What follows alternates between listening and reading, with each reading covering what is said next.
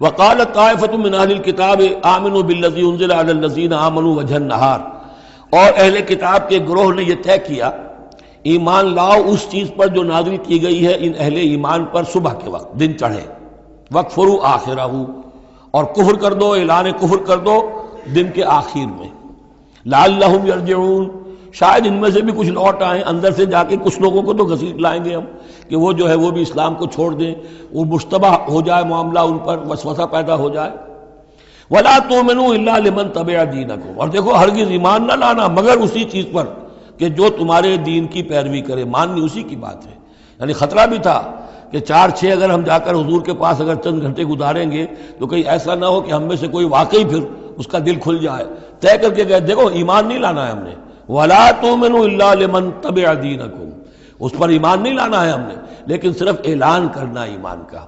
یہ ہے مثال قرآن مجید میں شعوری نفاق، یعنی جو وقت انہوں نے گزارا ہے یہ ہے تو اسلام کا، قانوناً تو مسلمان ہیں، اگر اس دوران میں ان میں سے کوئی مر جاتا تو اس کی نماز جنازہ پڑھی جاتی،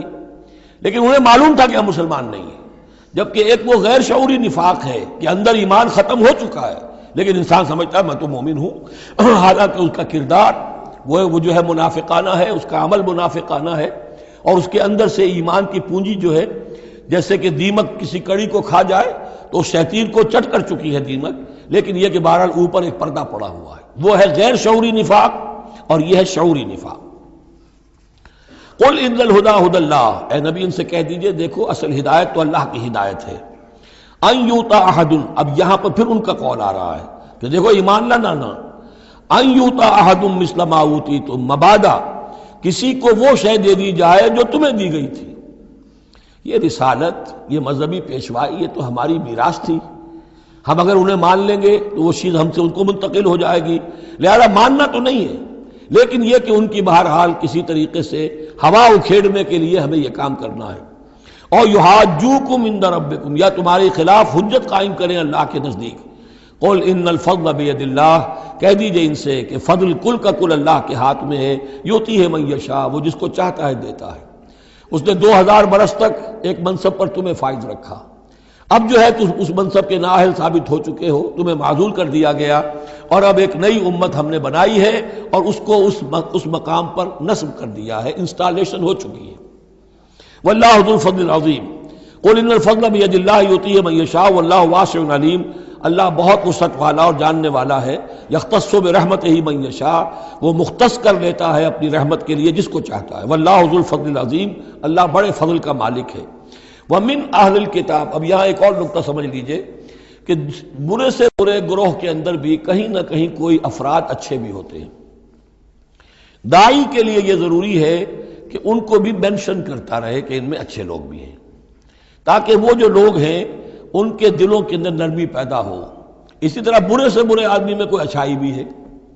آپ اگر اسے دعوت دے رہے ہیں حق کی طرف، اس میں جو اچھائی ہے اس کو مانیے، تاکہ اسے معلوم ہو کہ اسے مجھ سے قد نہیں ہے، دشمنی نہیں ہے، جو میری بات واقعی اچھی ہے اس کو تو یہ تسلیم کر رہا ہے، لیکن جو بات غلط ہے اس کو رد کر رہا ہے۔ تو یہ دعوت کا اور تبلیغ کا بہت اہم حصہ ہے۔ اگر آپ ٹوٹلی نگیٹ کر دیں گے تو وہ بھی کہے گا کہ یہ بھی اندھا بہرا ہے تو میں بھی اندھا بہرا رہوں، یہ میری اچھائی کو بھی نہیں دیکھ سکتا، صرف میری برائی نظر آ رہی ہے، اور اگر وہ سمجھے کہ میری برائی کی بھی صحیح نشاندہی کر رہا ہے، جو میری اچھائی ہے اس کو بھی مان رہا ہے، تو اس کا دل کھلے گا، وہ آپ کی بات سنے گا۔ وَمِنْ أَهْلِ الْكِتَابِ مَنْ إِنْ تَأْمَنْهُ بِقِنْطَارٍ، اہل کتاب میں سے ایسے بھی ہیں کہ اگر ان کے پاس تم امانت رکھوا دو ڈھیروں مال، یؤدہ الیک، وہ تمہیں پورا پورا واپس کر دیں گے، امانت دار ان میں موجود ہیں۔ وَمِنْهُمْ، اور ان میں سے ایسے بھی ہیں، مَنْ إِنْ تَأْمَنْهُ بِدِینَارٍ، ان کے پاس اگر 1 دینار بھی امانت رکھوا دو، لا یؤدہ الیک، وہ تمہیں واپس نہیں کرے گا، ادا نہیں کرے گا تمہیں، الا ما دمت علیہ قائما، الا یہ کہ تم اس کے سر کے اوپر کھڑے ہو جاؤ، مسلط ہو جاؤ، تب تو دے دے گا ورنہ نہیں دے گا۔ اچھا یہ ہے ان کے اکثر کا کردار، لیکن جو بھی تھوڑے بہت تھے ان میں ان کی اچھائی کا بھی ذکر کر دیا، اور بالفعل اس قسم کے کردار کے لوگ جو ہیں وہ عیسائیوں میں تھے، یہودیوں میں تو نہ ہونے کے برابر تھے، لیکن اہل کتاب کا مسئلہ ہو رہا ہے تو اس میں یہ دونوں گروپ موجود ہیں۔ ذالک بانہم، اور یہودیوں میں یہ کردار کیوں آ گیا ہے، کیوں بے ایمانی خیانت کیوں آ گئی؟ ذالک بانہم قالوا لیس علینا فی الامیین سبیل، یہ اس لیے کہ انہوں نے یہ عقیدہ گھڑ لیا ہے کہ ان امیین کے بارے میں ہم پر کوئی ملامت نہیں ہے۔ یہ اچھی طرح سمجھ لیجئے، یہودیوں کا یہ عقیدہ تورات میں نہیں ہے، لیکن اصل جو کتاب ہے ان کی مذہبی وہ تورات نہیں ہے، تالمود ہے۔ یوں سمجھیے کہ تورات تو ہے ام الکتاب ان کی جو بھی ہے، لیکن جو ان کا ساری شریعت ہے، جو ان کے ضوابط ہیں، قوانین ہیں، قواعد ہیں، عبادات کی تفاصیل ہیں، وہ سب ہیں تالمود میں۔ اور تالمود میں یہ بات موجود ہے کہ یہودی کے لیے یہودی سے جھوٹ بولنا حرام، غیر یہودی سے جیسے چاہو جھوٹ بولو۔ یہودی کے لیے کسی یہودی کا مال ہڑپ کرنا ناجائز حرام، غیر یہودی جنٹائلز اور گوئمز ان کا مال جس طرح چاہو دھوکے سے بائی ہوک بائی کروک جس طرح چاہو ہڑپ کرو۔ تو یہ ہمارے اوپر مواخذہ ہی نہیں ہے، اس لیے کہ یہ جو لوگ ہیں غیر یہودی یہ انسان ہے ہی نہیں، یہ اصل میں انسان نما حیوان ہے، اور ان سے فائدہ اٹھانا ہمارا حق ہے، جیسے کہ گھوڑے کو تانگے میں جوتنا انسان کا حق ہے، بیل کو اپنے حل کے اندر جوت لینا یہ انسان کا حق ہے۔ تو ہمارا حق ہے ان حیوانوں سے ہم جو چاہے لوٹ لیں، کھسوٹ لیں، ان کی رضامندی سے لے لیں، ظلم کریں، اس میں ہم پر کوئی پکڑ نہیں ہوگی، کوئی محاسبہ نہیں۔ یہ تالمود میں باقاعدہ لکھا ہوا ہے۔ ذالک بانہم قالوا، اس لیے کہ ایک پکچر بھی اس پر بنی ہے جو امریکہ کے عیسائیوں نے بنائی ہے، the other side of Israel, جس میں کہ انہوں نے ایک شخص نے ایک یہودی کتب خانے میں جا کر کتابیں نکال کر پھر اس کے اوپر نشان لکھا کر یہ چیزیں لکھی ہوئی ہیں۔ کیا یہودیت کا جو اصل چہرہ ہے وہ اس ڈاکومنٹری کے اندر، ویڈیو کے اندر واضح کر دیا گیا ہے ان کی کتابوں کے حوالے سے۔ ذالک بانہم قالوا لیس علینا فی الامیین سبیل، یہ اس لیے ہے ان میں یہ خیانت اور بے ایمانی اور جھوٹ اور دغا کہ انہوں نے یہ عقیدہ گھڑ لیا ہے کہ غیر یہودی لوگوں کے بارے میں ہم سے کوئی پرسش ہی نہیں ہے، کوئی ہمارے اوپر کوئی ذمہ داری ہے ہی نہیں۔ وَيَقُولُونَ عَلَى اللَّهِ الْكَذِبَ وَهُمْ يَعْلَمُونَ، اور وہ تو اللہ تعالیٰ کی طرف نسبت دے رہے ہیں، منسوب کر رہے ہیں جھوٹ کو، اور وہ جانتے بوجھتے کر رہے ہیں، ان کے علماء جانتے ہیں۔ بَلَا مَنْ أَوْفَىٰ بِعَهْدِهِ وَاتَّقَىٰ فَإِنَّ اللَّهَ يُحِبُّ الْمُتَّقِينَ، کیوں نہیں، جو کوئی بھی اللہ کے ساتھ کیا ہوا اپنے عہد کو پورا کرے گا اور تقویٰ کی روش اختیار کرے گا تو اللہ تعالیٰ کو تو متقین پسند ہے۔ ان الذین یشترون بعہد اللہ وایمانہم ثمنا قلیلا، یقیناً وہ لوگ کہ جو اللہ تعالیٰ سے جو عہد انہوں نے کیا تھا اسے فروخت کرتے ہیں اور اپنی قسموں کو فروخت کرتے ہیں حقیر سی قیمت پر۔ جب دیکھتے ہیں کہ ہماری بات لوگ جو کچھ شک کر رہے ہیں، اچھا جی ہم خدا کی قسم کھا کر کہتے ہیں کہ ایسا ہے، اب یہ جھوٹی قسمیں۔ ثمنا قلیلا اولئک لا خلاق لهم فی الآخرہ، یہ وہ لوگ ہیں کہ جن کے لیے کوئی حصہ نہیں ہے آخرت میں۔ ولا یکلمہم اللہ، نہ اللہ ان سے کلام کرے گا۔ ولا ینظر الیہم یوم القیامہ، اور نہ ان کی طرف نگاہ کرے گا قیامت کے دن۔ ولا یزکیہم، نہ ان کو پاک کرے گا۔ یہ بھی سورہ بقرہ میں تقریباً پورا مضمون آ چکا ہے۔ ولہم عذاب علیم، ان کے لیے دردناک عذاب ہے۔ وَإِنَّ مِنْهُمْ لَفَرِيقًا يَلْوُونَ أَلْسِنَتَهُم بِالْكِتَابِ، اور ان میں سے ایک گروہ ایسا بھی ہے جو اپنی زبان کو توڑتا مروڑتا ہے کتاب کو پڑھتے ہوئے، وہ الفاظ کو ذرا سا ادھر ادھر مروڑ کر معنی اور پیدا کر لیتے تھے۔ ان سے کہا گیا حتہ کہو تو ہنتا بنا دیا، بجائے اس کے کہ اللہ ہماری گناہ جھاڑ دے، ہمیں گیہوں دے۔ انہوں نے کہنا ہے تم نے سمعنا واطعنا، سمعنا وعصینا، تو وہ اسی طریقے کا معاملہ وہ کرتے تھے۔ سب تورات کو پڑھتے ہوئے بھی جب دیکھا کہ جو سائل آیا ہے وہ فتویٰ مانگ رہا ہے، اس کی پسند کچھ اور ہے، تو الفاظ کو توڑ مروڑ کر پڑھ کر کہہ دیا کہ دیکھو یہ کتاب کے اندر موجود ہے۔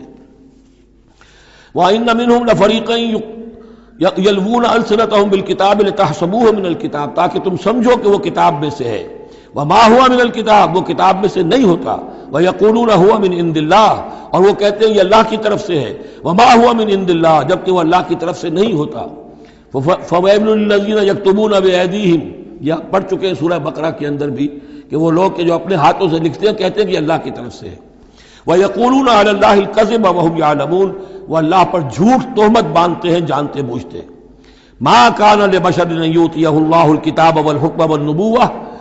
کسی انسان کا یہ کام نہیں ہے، کسی انسان کے شایع نشان نہیں ہے کہ اللہ تعالیٰ نے تو اس کو کتاب دی ہو، حکمت دی ہو، نبوت دی ہو۔ ثم یقول للناس کونوا عبادا لی من دون اللہ، پھر وہ لوگوں سے کہنے لگے کہ میرے بندے بن جاؤ اللہ کو چھوڑ کر۔ یہ اشارہ ہو رہا ہے اب نصرانیوں کی طرف کہ تمہارے طرف ہم نے رسول بھیجے، عیسیٰ ابن مریم کو ہم نے بھیجا، انہیں کتاب دی، ان کو حکم دیا، ان کو حکمت دی، نبوت دی، معجزات دیے،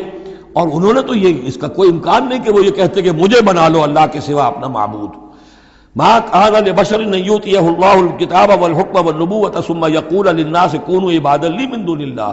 ولكن كونوا ربانيين بما كنتم تعلمون الكتاب وبما كنتم تدرسون. وہ تو یہی کہے گا اور یہی کہا کہ حضرت عیسیٰ نے کہ اللہ والے بنو، اللہ کی بندگی کرو، ربانی بن جاؤ، اللہ والے بن جاؤ اس چیز کے سبب کہ جو تم سکھلاتے ہو، دوسروں کو تعلیم دیتے ہو. اتامرون الناس بالبر وتنسون انفسکم وبما کنتم تدرسون، اور جو کچھ تم خود بھی پڑھتے تھے. یہ پڑھنا پڑھانا دین کا، سیکھنا سکھانا، تعلیم و تعلم قرآن، تعلیم و تعلم حدیث، تعلیم و تعلم فقہ، یہ اس لیے ہونا چاہیے کہ لوگوں کو اللہ والے بنایا جائے، نہ یہ کہ اپنے بندے بنا کر اور ان سے نذرانے وصول کر کے ان کا استحصال کیا جائے. وَلَا يَأْمُرُكُمْ أَن تَتَّخِذُوا الْمَلَائِكَةَ وَالنَّبِيَّ أَرْبَابًا، وہ کبھی بھی تمہیں اس بات کا حکم نہیں دے گا کہ تم فرشتوں یا انبیاء کو رب بنا لو. فرشتوں کو رب بنایا مشرکین مکہ نے، فرشتوں کے نام پر اپنی وہ مورتیاں انہوں نے بنائی، لات عزا منات، اور انہوں نے ایک نبی کو اپنا رب بنا لیا. ایامرکم بالکفر بعد اذ انتم مسلمون، تو کیا وہ ایسا بندہ اللہ کا جس کو اللہ نے نبوت سے سرفراز کیا ہو، کیا تمہیں وہ کفر کا حکم دے گا جبکہ تم مسلم ہو چکے ہو، تم نے فرما برداری اختیار کر لی ہے؟